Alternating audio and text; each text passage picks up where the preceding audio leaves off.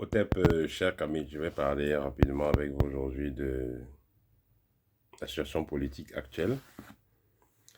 J'aime pas trop parler de politique, mais j'ai pas le choix. Il y a des choses que vous devez comprendre. Il y a deux partages qui m'ont un peu gêné là. Il y a déjà le partage du général Makosso qui dit que les Russes ont abandonné l'Iran et soutient fermement Israël. Il y a un autre blogueur camerounais, Général Bassero, qui dit que les Russes et les Chinois ne réagissent pas par rapport à l'Iran. Voilà. Il faut comprendre qu'ici, il s'agit de la politique du haut niveau. Ce n'est pas les choses du quartier, c'est la politique du haut niveau. Et il faut comprendre que les Russes et les Chinois sont les meilleurs partenaires actuels de l'Afrique. Ce que les Chinois apportent à l'Afrique, ce que les Russes apportent à l'Afrique, ceux du Schengen n'ont pas pu le faire. L'OTAN n'a pas pu le faire, pour dire clairement. Les États-Unis, la France, ils n'ont pas pu le faire. L'AES réussit actuellement à se tenir debout parce que l'AES peut utiliser les nouvelles technologies, les drones et tout ça, grâce à l'appui des Russes. Et il y a de cela quelques semaines ou quelques mois, il y a un port, il y a l'aéroport, autant pour moi, au Mali, qui a failli être pris par les Français, mais grâce à l'aide des Russes, cela n'a pas été possible. La situation actuelle, en ce qui concerne l'Iran, il y a le guide suprême de l'Iran qui est décédé il y a de cela quelques heures, ou on va dire un jour et plus. Il faut comprendre qu'il avait la possibilité d'éviter cela.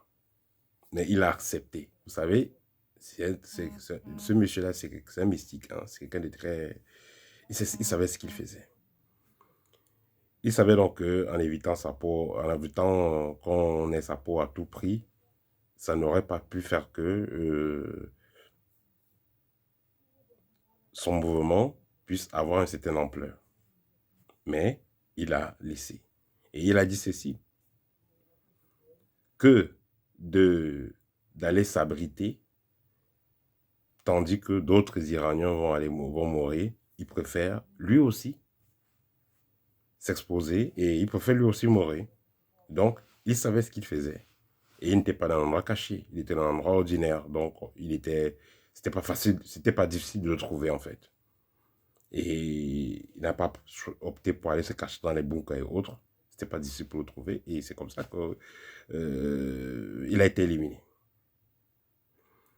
De l'autre côté, il faut comprendre que dans le plan mystique, son élimination, c'est un sacrifice. C'est un prix qu'il paye au monde spirituel.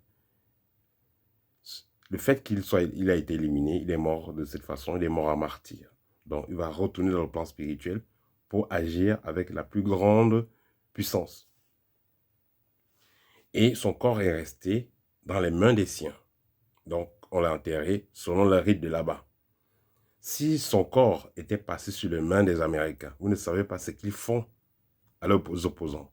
Les Kadhafi et autres là, quand ils attrapent leurs opposants, ils d'abord, vous savez, sur le cas de Kadhafi ou de Saddam et tout ça, quand ils attrapent ces opposants là, ils l'abusent d'abord sexuellement avant de le tuer. Donc ils finissent avec lui comme un chien de la pire des façons. Et ils finissent avec lui en faisant des rituels très maléfiques. Donc, le guide suprême, il est tout simplement, dites-vous qu'il est tout simplement rentré dans le monde spirituel et va aider d'une autre façon, de l'autre côté. Par la suite, en ce qui concerne le fait que vous avez dans ce monsieur Général Vasseur là qui parle beaucoup et d'autres personnes qui vont parler et dire que voilà, les Russes n'assistent pas, les Chinois n'assistent pas. Les gens qui parlent comme ça n'ont rien compris dans ce qui se passe. Ils n'ont rien compris. Ils n'ont compris pas ce qui se passe.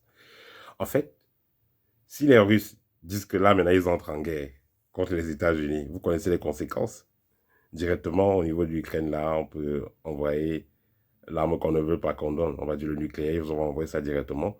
Et c'est comme ça que les Ukrainiens vont envoyer ici en Russie. Et la Russie sera obligée de raser l'Ukraine, raser ces pays de l'OTAN là qui vont fournir cela. Et il faut noter aussi qu'il y a la même mort qui existe. Donc, c'est-à-dire que s'il y a le nucléaire qui arrive en Russie, automatiquement, ça déclenche, ce qui a été mis ici déclenche pour frapper tous ces pays de l'OTAN là. Et la Russie évite toutes ces choses-là. En tout cas, la Russie ne peut pas entrer en plein fouet dans ce conflit de façon visible. Elle va préférer agir dans les back-back, voilà, elle va préférer agir en silence. Et les Chinois, c'est comme ça qu'ils sont aussi. Ils aiment agir en silence. Ça sert à quoi de se montrer? Vous croyez que l'Iran était capable, toute seule, d'avoir toutes les coordonnées, de pouvoir faire tout ce que l'Iran fait là? Non. Ils ont été conseillés par les Russes, parce que les Russes et les Américains sont depuis très longtemps en conflit. Il y a un bras de fer qui a depuis très longtemps, depuis la nuit des temps entre les deux. Donc les Russes les ont montré la route.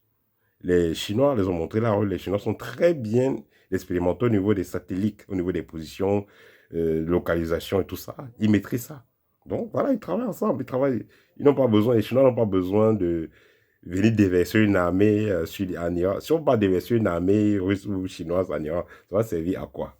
Ça ne sert à rien qu'on vienne déposer une grosse armée là. Non, les temps ont changé. Ici, c'est les missiles qui travaillent, c'est les drones qui travaillent. On donne juste les positions, on les aide à bien cibler et on frappe. Parce que c'est la même chose qu'ils faisaient et qu'ils ont fait en Russie depuis un bon bout de temps. Ils ont aidé les Ukrainiens, ils ont donné les coordonnées géographiques aux Ukrainiens, les coordonnées satellitaires, et les Ukrainiens ont frappé, ils ont aidé à frapper. Bon, c'est la même chose aussi que les Russes et les Chinois sont en train de faire, c'est simple. Et la suite, c'est très avantageux pour les Russes, c'est très avantageux pour les Chinois. Parce que là, si, voilà, si il y a devant avoir un conflit entre Chinois et Russes à l'avenir en ce qui concerne Taïwan, voilà les Chinois, voilà les, pardon, s'il va y avoir un conflit entre les Américains, voilà, s'il va y avoir un conflit entre les Américains et les, euh, les, les Chinois en ce qui concerne Taïwan, ça sera plus facile maintenant pour euh, euh, les Chinois parce que les Américains sont en train d'être désarmés. Ils sont en train de perdre leur force. Pareil avec les Russes. S'il devait y avoir un conflit en face à face entre Russie et États-Unis, voilà les Américains qui sont en train d'être désarmés.